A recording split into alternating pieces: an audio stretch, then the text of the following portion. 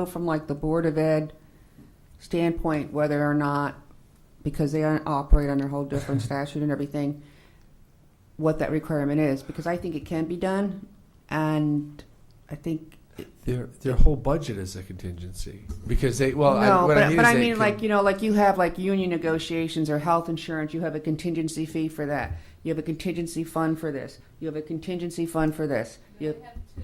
Okay, but you have a lot of contingency funds, and then I'm saying on the other side, they don't. And I heard that they can't, and I don't particularly think that that might or might not be accurate, or I think there is a way, even if it's on the town side. All right, so we're going to add that to our agenda. A Board of Ed item, when they talk about, well, we don't know how much something is going to cost. I think we talked about putting $145,000 in there one year as a solution during one budget cycle, and I can't remember what the 145 was. I think that just the contingency account we have. We began funding it at $145,000 a fiscal year, and in the last couple of fiscal years, I believe we've dropped it back to $135,000. So that's budget. Probably the $145,000 contingency that you're referring to. No, but it was also like a Board of Ed having them set up an alternate one. I forget what the issue was at that time. I don't know if it was health care for paraprofessionals or it doesn't matter. But I'm wondering, can that offer Can we look into be that? made? Perhaps the board, we should have Well, that when they're discussion here. when they're Yeah, here. yeah. maybe when they're here, you can ask them whether they build that into their budget already anyway.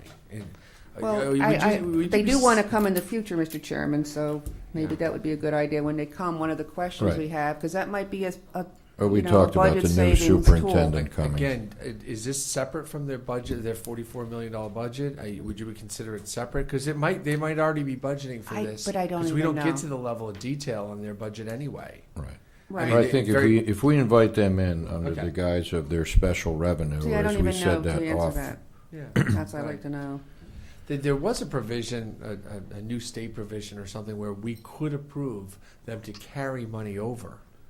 Right. 1%, 1%, Yeah. and they can do with it what they Right. please. I think Anything that more got than denied.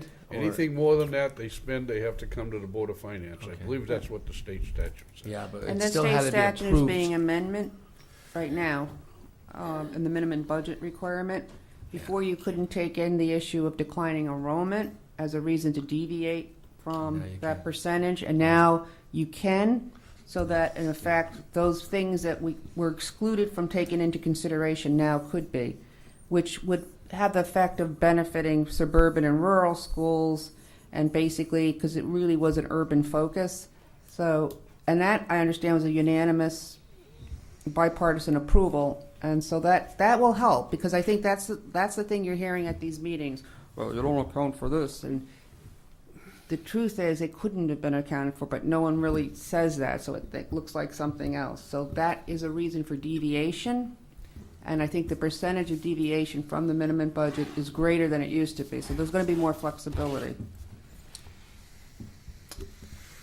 You got I it. think, right? Yeah. You going to say the same thing, something like that? Well, I thought what I was going to say is I think that other provision where they can carry money over from year to year also had to be approved per town. It was a state statute that gave I remember the letter, yeah. ability for a town to do that, or for a Board of Ed to do that. But I think it wasn't something that we. I remember a letter from that Attorney we Connell, this forwarded. board here, and we all looked at it, That's the and I don't think we did I anything. don't think you got. And it was like whether or not, we didn't know what the mechanism would be. Would we invite them? Did they say they're going to do it? Yeah, I And it was won't just be left I that think way. we've talked to I got about a year Mark ago. about It was a having the lot. new superintendent come in and have Remember a what few, we're talking few more about? meetings, yeah.